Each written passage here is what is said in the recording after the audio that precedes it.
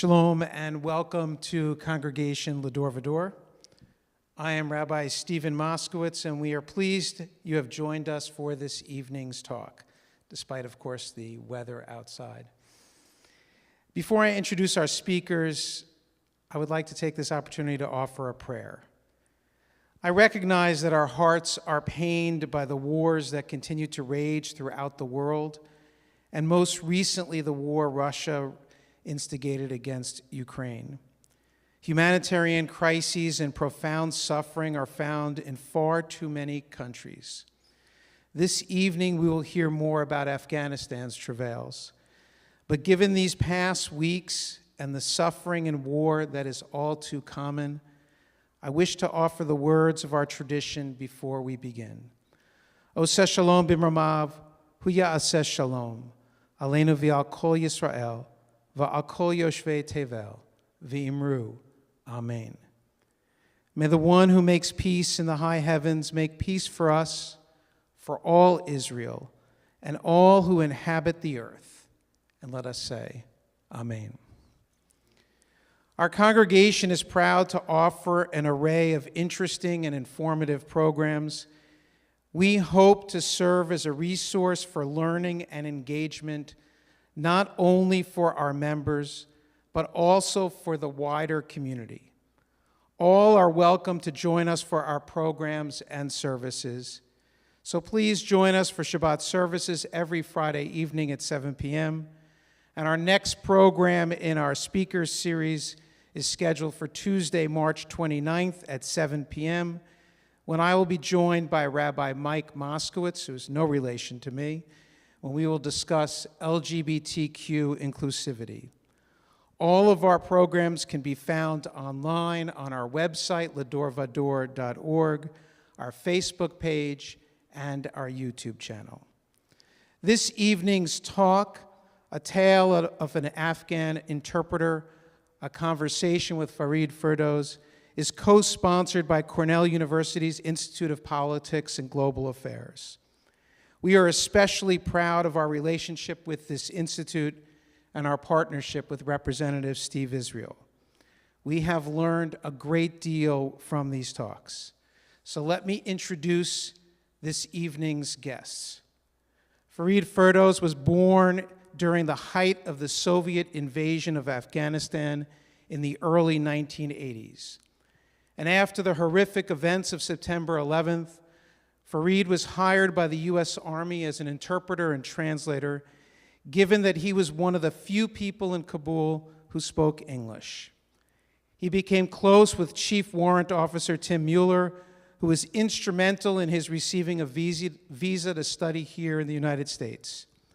Farid almost immediately enlisted in the U.S. Army and deployed 6 times to Afghanistan between 2008 and 2017 in support of Operations Enduring Freedom and Freedom Sentinel. In 2021, he graduated from Cornell University, where he studied government, Near Eastern studies, and history. Mariah Smith serves as Director of Government Affairs for Accrete AI Government, an artificial intelligence firm based in New York and D.C., with both commercial and defense clients. She retired from the Army as a military police lieutenant colonel in 2020. She was commissioned through Vanderbilt University and is a graduate of the FBI National Academy. She served 3 tours in Afghanistan and a tour in Iraq. And after serving as a congressional fellow for Congressman Steve Israel, she spent almost a decade as an Army legislative liaison to both the Appropriations and the Armed Services Committees. She is also a councilwoman for her hometown of Stevens City, Virginia, a growing community in the northern Shenandoah Valley. Steve Israel served as U.S. Congressman from 2001 to 2017, and now directs the Nonpartisan Institute of Politics and Global Affairs at Cornell University. He has published 2 critically acclaimed satires of Washington, The Global War on Morris, and Big Guns.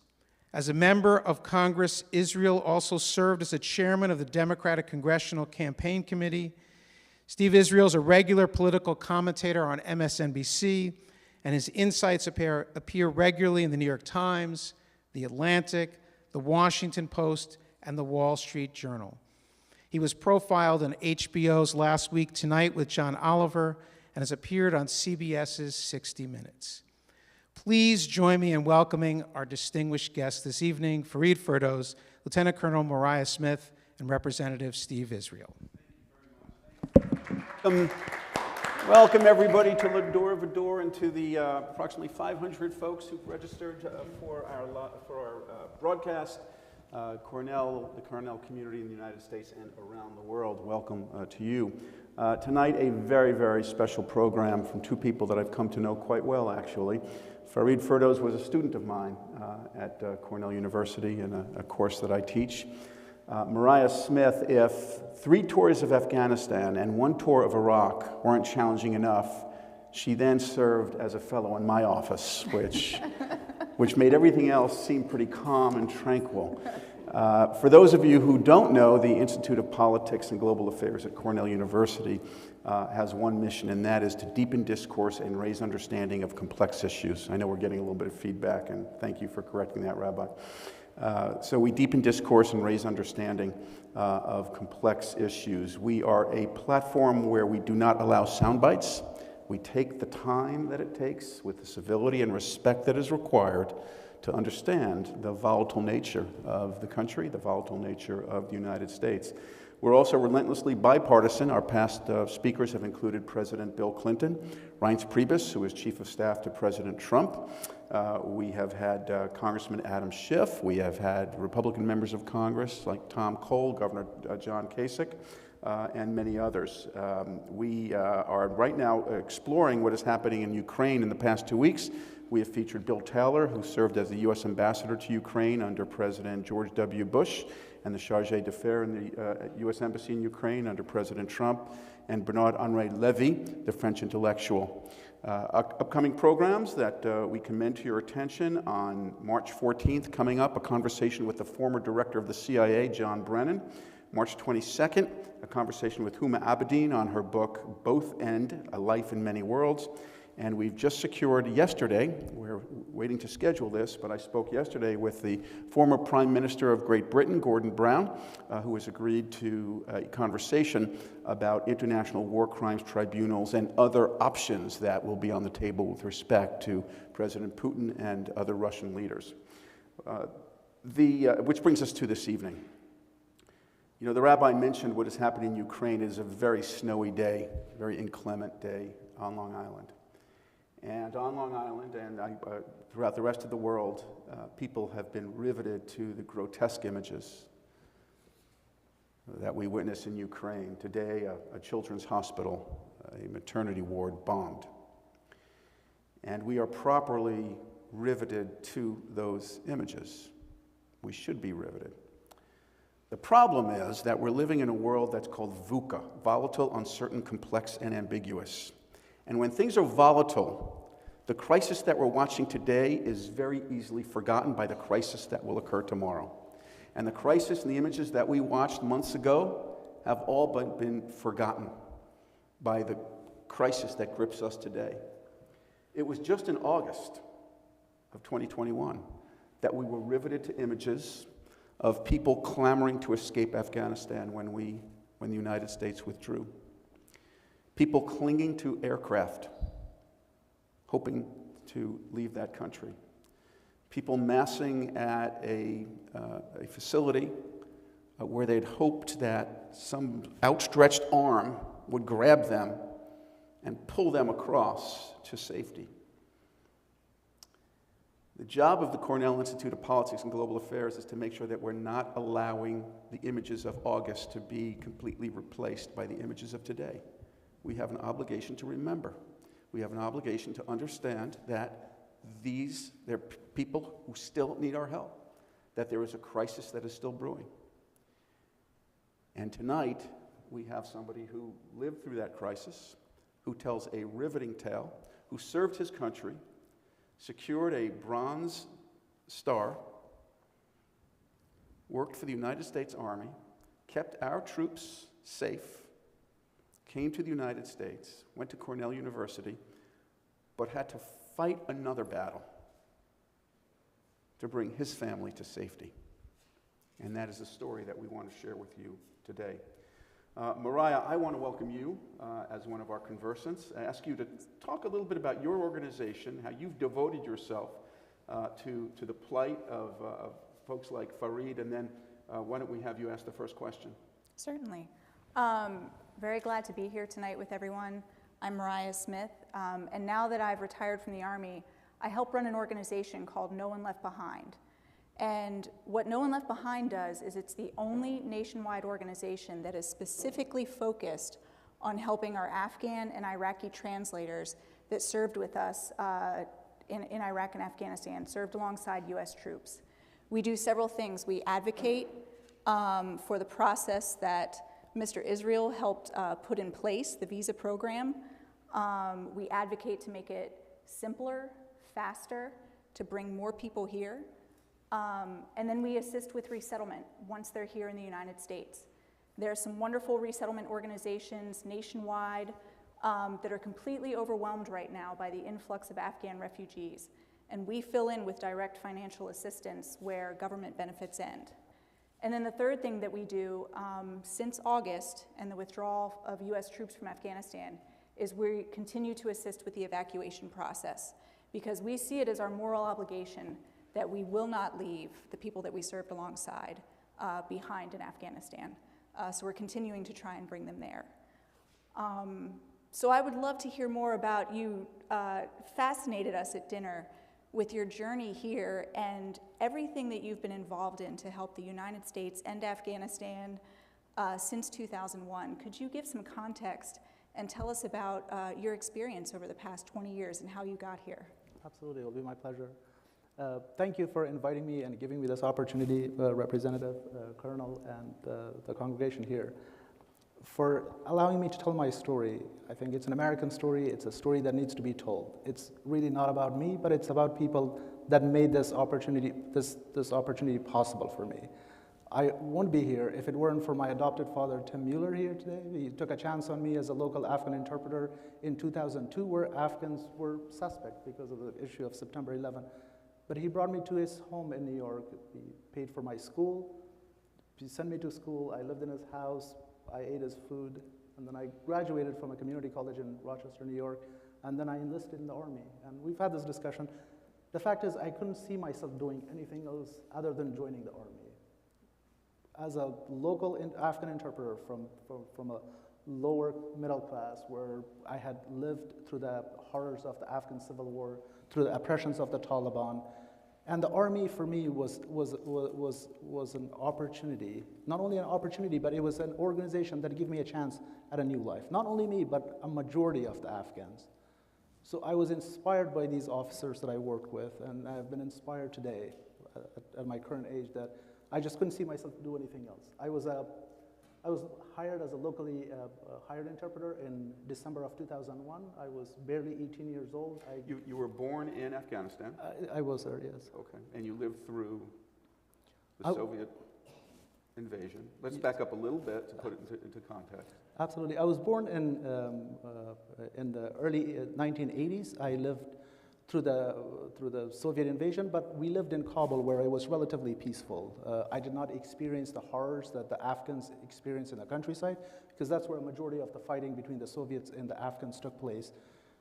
But I vividly remember the fall of the Afghan government, and not the fall of last August, the fall of 1992, when the Afghan government fell to the Mujahideens, and then Afghanistan descended into a civil war. We lived in Kabul, and my father was a civil servant with minimum salary. So we lived through that from 1992 to about 1996. We fled from one part of Kabul to another part of Kabul seeking safety and security. And then in 1996, Taliban took over. You were how old at the time? At that point, I was about 13 years old.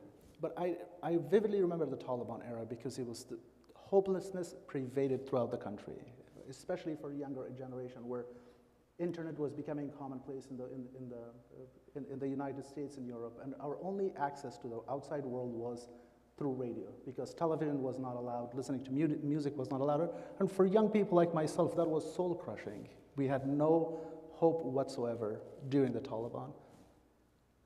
And then the horrific events of September 11 happened.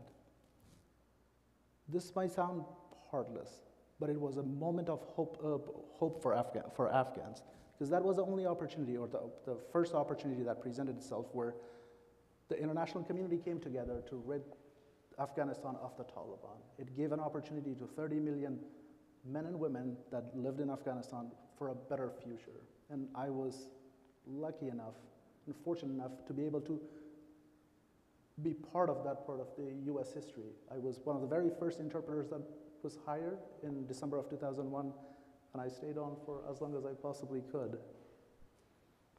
Thank you. So you were hired in December of 2001, just several months after the attack.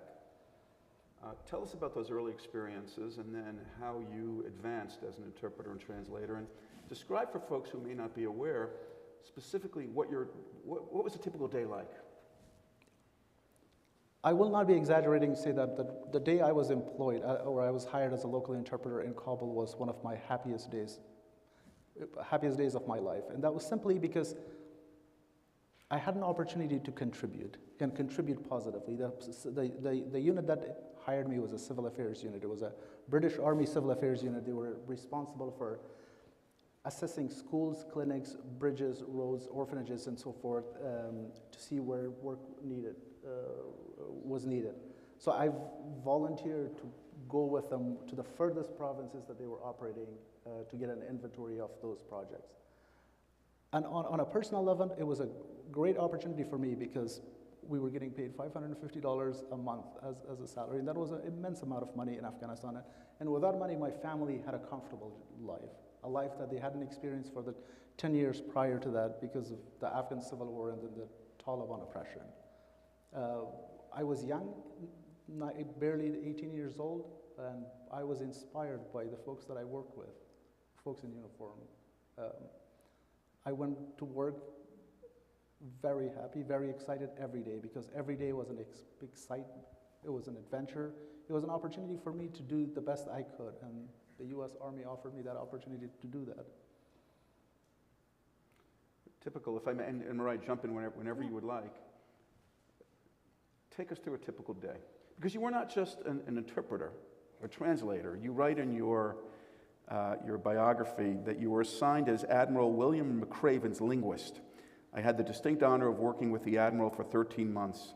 During my initial deployment as a United States Army soldier, I had the honor of translating for the Chairman of the Joint Chiefs of Staff, Admiral Mullen, the Director of the Defense Intelligence Agency, Lieutenant General Burgess, Director of Geospatial Intelligence Agency, Vice Admiral Murrett, and the Commander of U.S. Forces in Afghanistan, General Stanley McChrystal. You were translating for some pretty important people. I was fortunate enough to be in a position where I interacted with a lot of senior U.S. military commanders that were in Afghanistan or were coming through for various visits. My first interaction with a VIP was in September of 2003.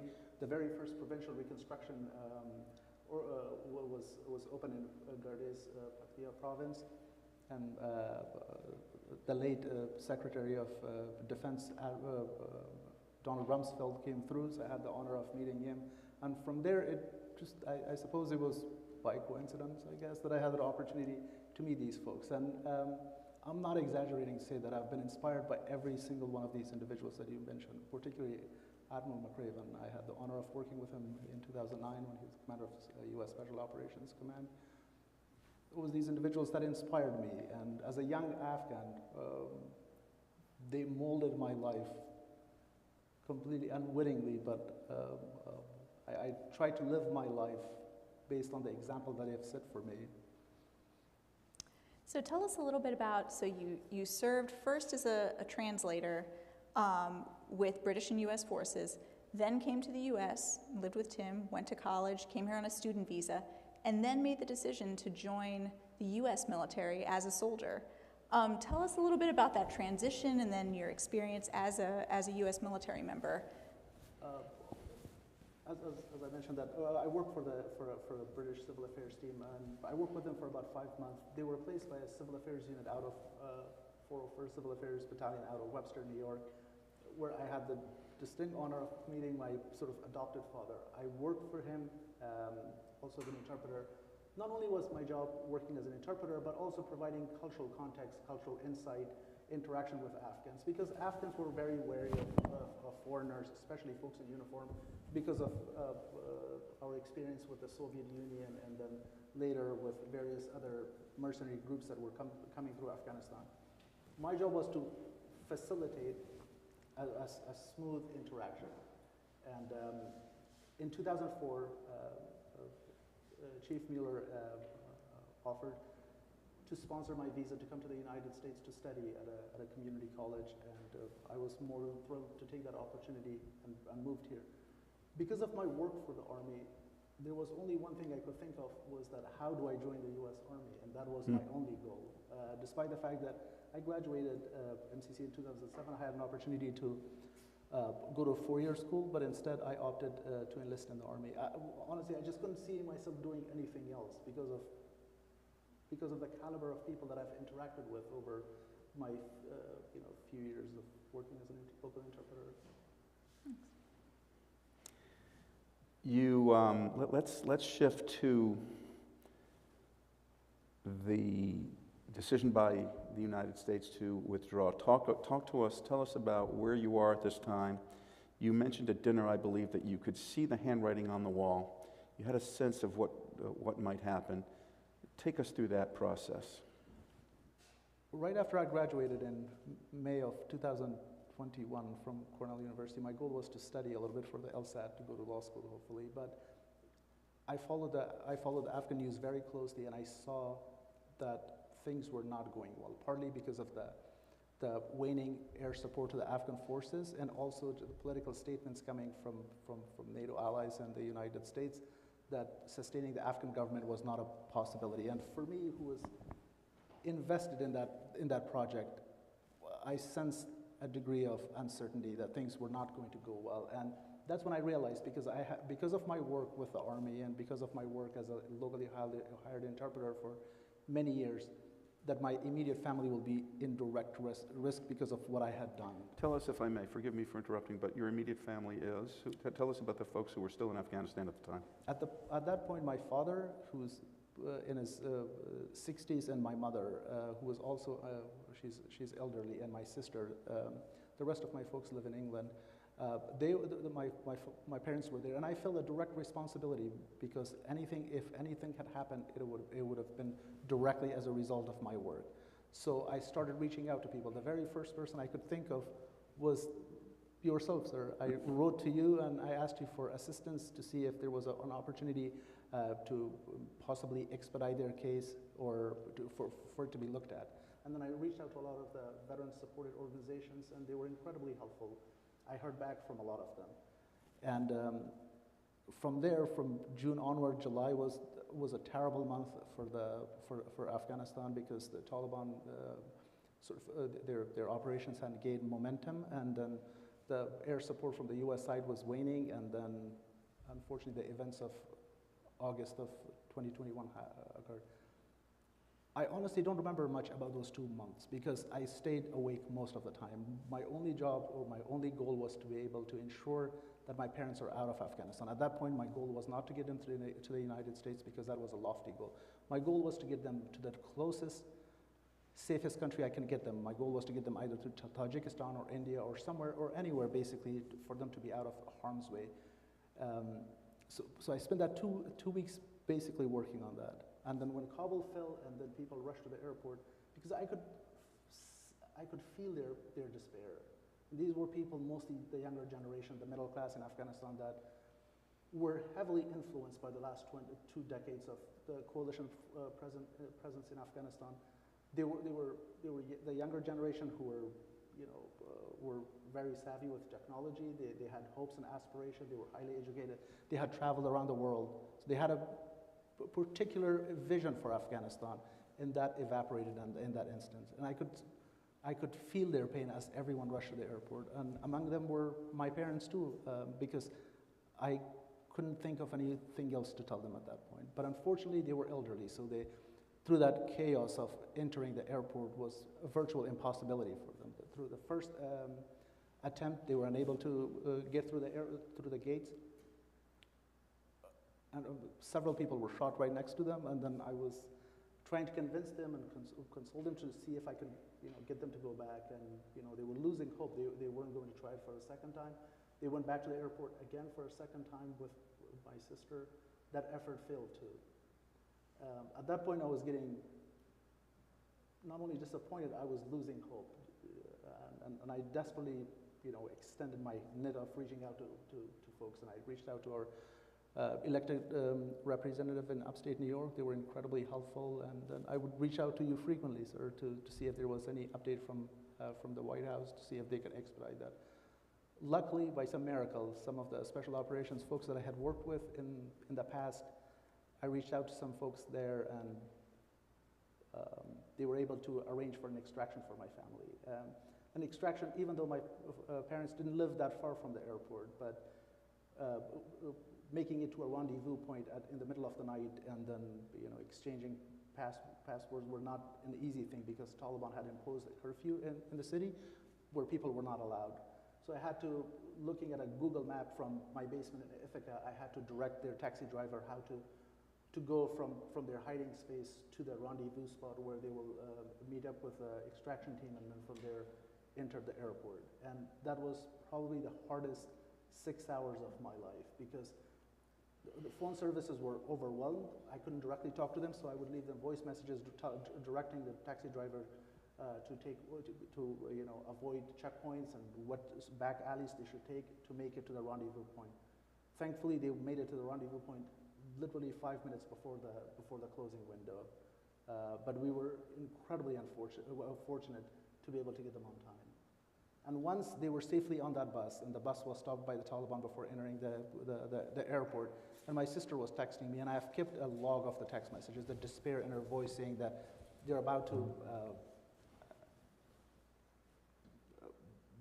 break into the bus, and my inability to assist in any capacity. That was a horror that I lived through, but I was glad once they made it through the gates at the airport. And I slept probably for the next 2 days because I had stayed up for 2 weeks. I was out of touch for the next 2 or 3 days. Once I was sure that they were at the airport safely. And they're safe now, thanks to the heroic and kind of anguish-filled effort that you and others invested in this. I attribute their safety to a lot of people, including the representative here, your organization, No One Left Behind, and also individuals like Tim and folks like Admiral McRaven and other people who were instrumental in ensuring that this to happen. If it weren't for all these people that I mentioned, they would still be in Kabul. They would still be undergoing through that. Because I, by myself, couldn't do any of that. So I'm grateful for that. They were able to get on a plane on August 23rd of 2021. They were evacuated to United Arab Emirates for 2 weeks, and then from there they were flown to Dallas, and then they went through the Marine Corps base in Quantico, Virginia for the next, they were there for about 2.5 months, undergoing security vetting and medical testing and so forth, and they were released to us in November of 2021. They initially settled in Syracuse, New York, because that was the closest to Ithaca, and then we just recently purchased a place in Rochester where they will be moving. And since Rochester was the first place I moved to in 2005, I consider myself a Rochesterian. So well, we consider you a Long Islander. I just tell us, if you could, about the first contact that you had with them in the U.S. Was it in Dallas, or did you have to wait for them to be vetted? The very first call I received was from my sister, who was the main person that was helping my parents. My father is 67 years old, and my mother is about 65. So they had a lot of difficulties getting through the process. But she was the one that I was communicating. This is after they are in the U.S. At that point, I didn't know. I knew they had flown out of Dubai, but I didn't know that they were here. And then I didn't hear from them for about a whole day, and that was nerve-wracking. I didn't know what had happened. But I got a call from my sister, and I could hardly hear, and all she said was that she was here in the U.S. And to me, that was the greatest news one could possibly have. Frankly, there are no words to describe that joy. That once they were here, that was it. My responsibility as a son was over from that point onward. And when and where did you first see them? The first opportunity we met them was, Tim was with us too. We greeted them at the airport in Syracuse, New York. It was a typical Syracuse day, rainy and cold. Unlike here on Long Island. But we were glad, we were beyond thrilled, beyond any words can describe that they were safe, and I could look after them from that point onward. So they're now safe, but Mariah, you are a leader in an organization that still works for so many who have been left behind. What are the numbers, Mariah? So on our database alone, and our organization specifically focuses on people who were translators for U.S. military that are due to come to the States through the Special Immigrant Visa Program. Our database alone is 52,000 people. And there are thousands and thousands of more Afghans that are also deserving because of their work with the Afghan government, their work as journalists, their work with medical communities as educators. So our small piece of it, 52,000 people, there's so many more that deserve a safe future. And I wanted to ask you, what your parents went through and what you went through to get them here. What are some actions or policies you think that we could change, that need to happen to make it easier, to make it, because it's certainly easy, there was nothing easy about it. What are some things that you think need to change? Well, as someone who was in the Army, and the very first ethos that we live by is we never leave a fallen comrade behind. That's an ethos we start with from basic training and onward, and I try to live by that. Unfortunately, we have left some people behind, and I know someone who's very dear to me, also an Afghan SIV recipient, Bronze Star recipient, deployed to Afghanistan multiple times. His father, his mother, and his disabled brother, who's under the age of 21, are still stuck in Afghanistan. They made it tried to make it to the airport, unfortunately were unable. And I know another very close friend of mine in southeastern Afghanistan, also a linguist who served honorably. He's there with his family.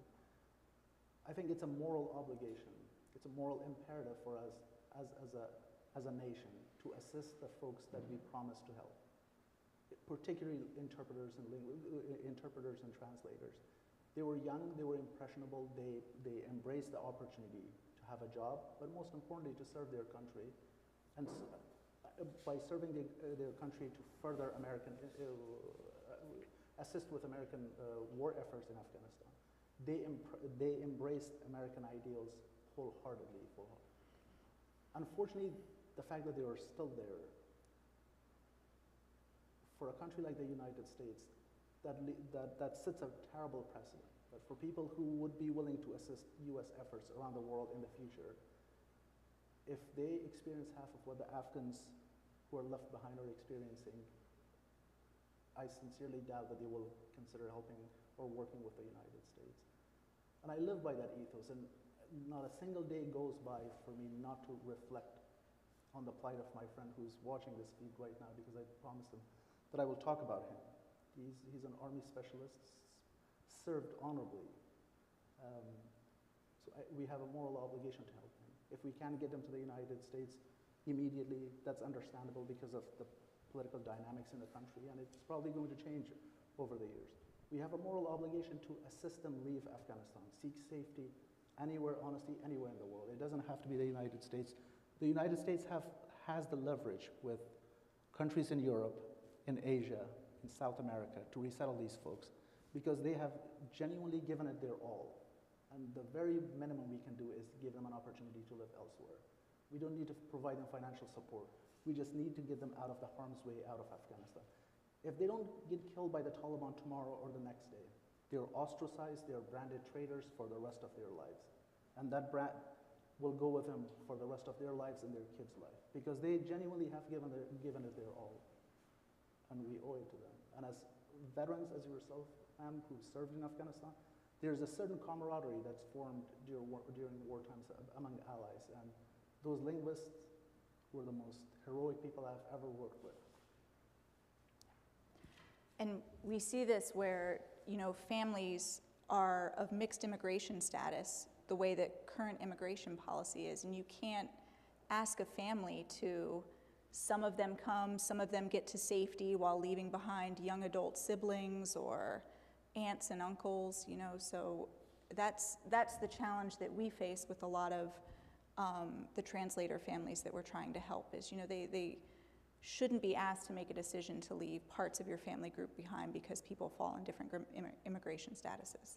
Absolutely. In a country, a close-knitted society like Afghanistan, where families takes priority for everyone, the conduct of a single member of the family reflects on the entire family. So if one helped with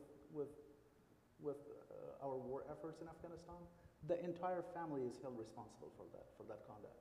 What was branded as straight or now, the entire family has to contend with that disrepute that their daughter or son has brought to their household. So by the fact that they have helped with the war efforts, they have put their lives, because the Taliban will not distinguish between the individual who wasn't a linguist, his father or his brother, or any other members of their family. They look at them all the same, if not as a direct participant, but at least as an accessory to U.S. war efforts. And I think that should be taken into account. Under normal circumstances, I think immigration laws are incredibly important, but I think these are extraordinary circumstances where we can waive them. And I know there are concerns about security vetting. I can say this because I have been through 4 or 5 polygraph tests myself, and I've been interviewed by counterintelligence individuals probably more than 10 times in my life. We are probably the most vetted people on this planet, and they've been through that. And I know some people use that as an excuse where they are allowed to come, you know, the security check hasn't happened. As someone who has been through that, I can assure you that we get vetted very thoroughly. And probably more trustworthy than members of Congress and former members of Congress, I would think, in this environment. Let me ask, let me actually give Mariah an opportunity to talk about how we can support her organization. Now, we are taping live, and I'm told that the link will be made available to the folks who registered for this immediately after this conversation. So for those folks, Mariah, this is your opportunity to talk about how we can support your work and your organization, and then we'll move on to other questions. Certainly, and thank you, sir. So our organization, No One Left Behind, NoOneLeft.org, as we assist Afghan and Iraqi translator families, we've been providing direct financial assistance once they arrive here in the U.S. Families do receive a certain amount of government benefits. However, because the amount of time that families are going through processing and being held in U.S. bases and the resettlement agencies are overwhelmed, we see a lag where they're not being picked up by a resettlement agency because things are spread so thin, so they're trying to find affordable housing, which is a crisis throughout the United States, to find meaningful employment, and even access to a vehicle. So 2 of the things that we provide to SIV families is emergency rent to supplement the housing benefits that they receive from a resettlement agency, and then access to a good used vehicle, because we see that as one of the quickest, most efficient things to provide access to employment and to start taking care of your family. You can earn income, you can get yourself to appointments, that type of thing. So the #1 grant that we give out right now is for used vehicles. So if anyone chooses to help in that aspect, that's primarily what it'll be going to, is emergency rent and used vehicles. We also help sometimes with medical assistance. We see that particularly children make it here to the U.S. They had chronic conditions that weren't treated in Afghanistan. They didn't have access to health care, and they need almost immediate access to good health care to be treated for a chronic condition once they arrive. And then we do advocacy. So legislation that needs to be enacted to bring more of our allies here, to make the process work better and more efficiency. You know, we're working with members of Congress, we're working within the administration to raise the understanding for everything that you, your partners, your family have done to serve the United States, you know, to serve your country, why you deserve to be here, why you deserve to be in safety and to have a future. And the website address again is? Yes, nooneleft.org. Nooneleft.org. Farid, what do you hear from your contacts about the environment in Afghanistan right now? The stories I hear are beyond terrible and beyond description.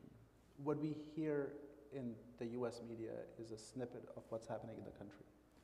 The most horrible, terrible events of the assassination, the torture of former Afghan government, particularly the military folks, and other human rights activists. What happens outside of major cities, cosmopolitan cities like Kabul, that goes unreported. Because the Taliban have a pretty pervasive presence throughout the country. Daily assassination, daily disappearances, daily tortures, and the stories are ubiquitous and in hundreds on a daily basis. We have a very small window of what we hear from Afghanistan, and that's from what's happening in Kabul, because the younger generation, they're used to technology, they can report events live. But outside where access to technology is limited, that's where most of the terrible events are taking place. On a daily basis, there are reports of up to hundreds of former Afghan military, the army or the police folks are being assassinated and tortured in the most terrible ways. And that is soul crushing for anyone who's been there, because these are the folks who stood next to us for the last 20 years, and they have genuinely given it their all. And that's what the Afghan news is basically on a daily basis. Sadly, as an Afghan, it pains me the most to say this, is that I don't really see a particularly bright or hopeful future for the country at this point. The way the Taliban have been treating the general population is beyond description. It's draconian, will be an understatement. And they're trying to push the entire country back to the Stone Age. Right, and you stood behind these folks as well. How does that make you feel?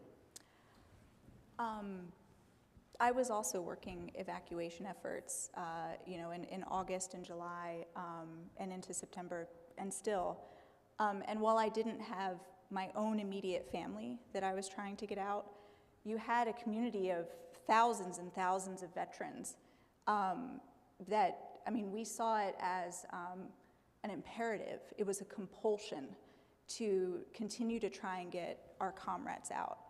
And there was this sense of loss. You know, I invested all my 20s and 30s, as did you, in the war on terror.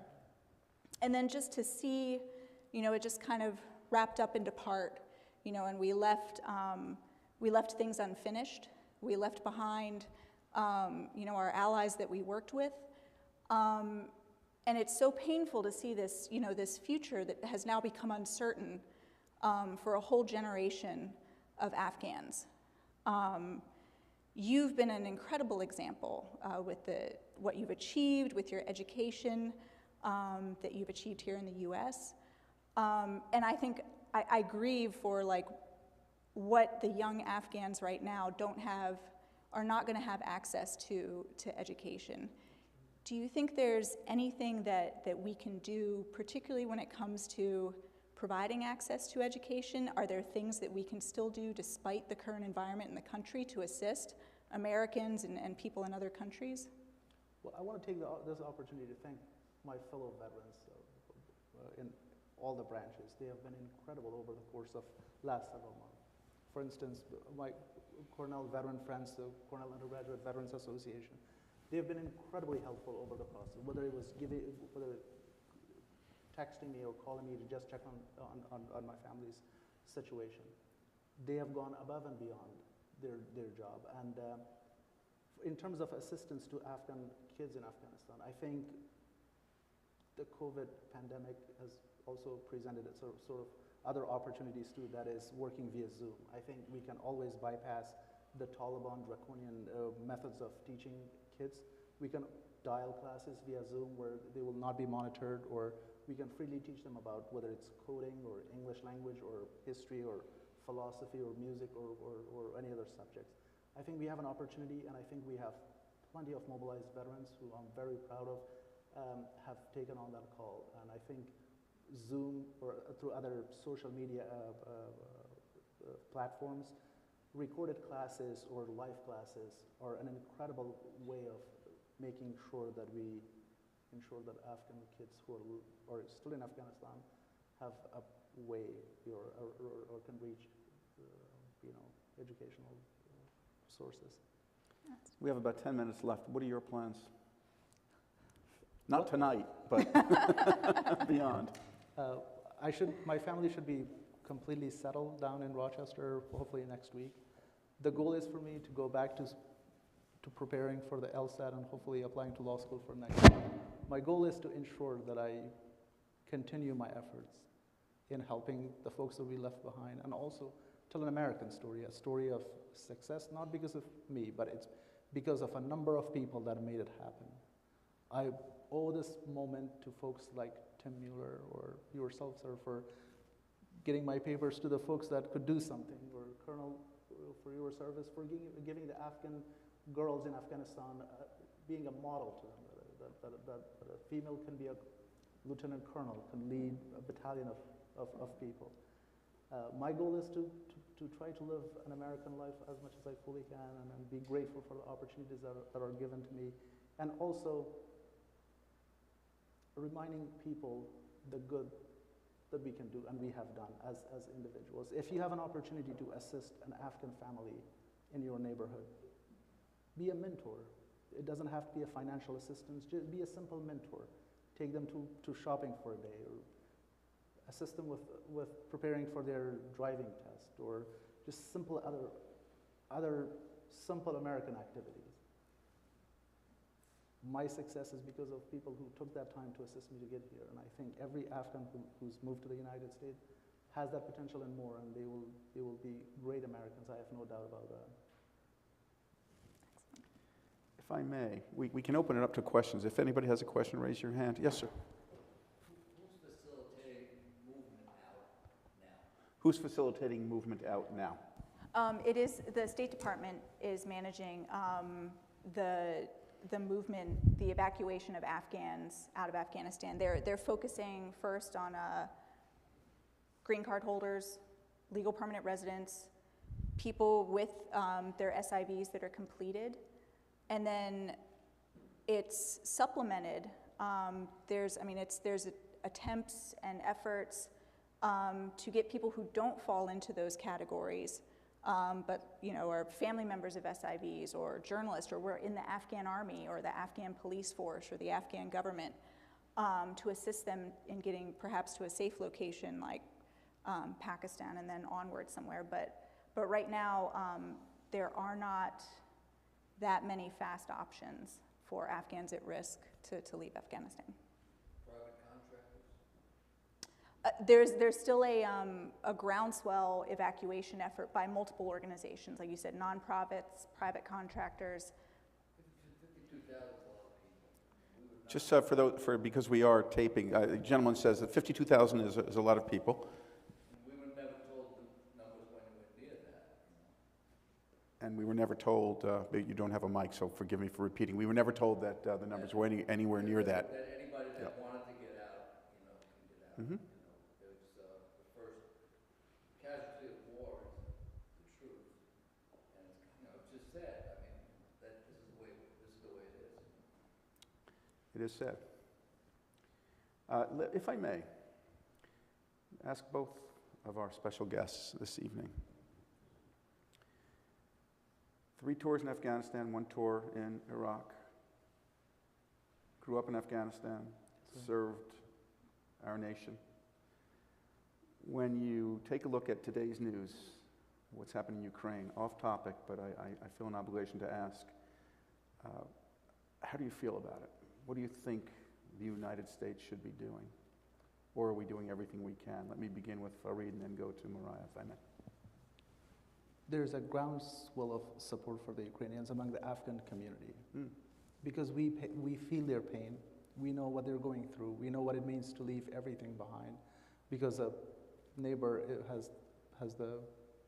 wants to take over your country, takes over your livelihood. I follow this Afghan social media closely, and I see this incredible support for the Ukrainians and what they're going through. We feel their pain, and we sympathize with them. We support them in any way, in every way possible. At the same time, for our American friends here, not to forget Afghanistan too. Unfortunately, there's this unfortunate pattern for Afghanistan. When the Soviet Union withdrew from Afghanistan in 1989, the Berlin Wall came down a couple of years later, so Afghanistan was removed from the headlines, where there was an opportunity for the world to be engaged in that process. And then after September 11 and coalition troops' arrival in Afghanistan, the war in Iraq happened, and Afghanistan was taken off the headlines again. And with the unfortunate events in Ukraine, I just hope the same doesn't happen to our Afghan allies and partners who are left behind, or in general as Afghans who are living the horrors of the Taliban regime for the world not to forget their terrible conditions. Mariah? It's incredibly painful to watch what is going on in Ukraine right now because we equate it with the cruelty that Afghanistan is going through. Families are at risk. They're trying to leave. They're being separated. Their lives are in danger. I know myself, a lot of other veterans, we've had this discussion, like we wish we were there, like helping, that's how you feel. You want to like get in the fight. You want to put your hands on, and try and rescue people and help. Like that's our ethos. That's what we do. You can't tolerate that type of cruel aggression. I mean, I think it is our obligation, as a nation that is a world leader, to protect and to assist people that are fighting for their very existence, whether it's Afghans, whether it's Ukrainians, people that we have asked a lot of and been partners with for years. I'm a big believer in historic parallels. Mariah knows when she from her work with me that I never pretend to be the smartest member of Congress, although the competition may not have been that stiff, but I consider myself to be one of the most serious students of history in Congress, and particularly military history. And there's a chilling historic parallel emerging, and that is that Ukraine could be analogous to Russia, to the Soviet occupation of Afghanistan. Over the short term, I'm pessimistic, despite everything we see and everything we hear. The Russian military has a superiority over the Ukrainians. I'm not sure how the short term will end, but I believe the long term will be quite optimistic, that it could be the same kind of ruinous occupation and ultimate defeat for Russia that they experienced in Afghanistan. Is that a possibility, do you believe? Absolutely, sir. I strongly believe in that sentiment myself too, because the Ukrainians are highly motivated. They love their homeland, and there seems to be an international solidarity with their efforts, and I believe in the long term they will prevail. There is absolutely no doubt in my mind, because the Russian military has proven over the course of last several weeks that it's not a blitzkrieg, that they can take over the country in the course of a week or two. I think in the long term, the Ukrainian people will absolutely be victorious. There is no doubt in my mind. There will be a lot of I'm sure they will give a lot of sacrifice to ensure that they're free at some time to come. Mariah Smith, thank you for your service to the United States. Thank you for your service in my congressional office. You made us smarter about military issues, Thanks. and we're so grateful to you. The website address one more time for the organization. For No One Left Behind, it is nooneleft.org. And in addition to resettlement and advocacy, we remain involved in the evacuation effort. Farid Ferdows, you are an American hero, and we thank you for everything that you have done, and our obligation is to do for you. I appreciate Thank you, it, my sir. friend. Thank you. Thank you, sir. For more information about the Institute of Politics at Cornell University, the Cornell University Brooks Institute of Politics and Global Affairs. You can go to iopga.cornell.edu or just Google Cornell Institute of Politics. March 14th at 1 o'clock, former CIA Director John Brennan. On March 22nd, Huma Abedin on her book, Both End, A Life in Many Worlds. And please stay in touch with us. Check the website. We will be reporting a date for the former Prime Minister of Great Britain, Gordon Brown, who will be discussing his efforts to marshal international sanctions and prosecution of Vladimir Putin and other Russians. Thank you all for joining us. Thank you again. Mariah, thank you so much, my friend. Thank you.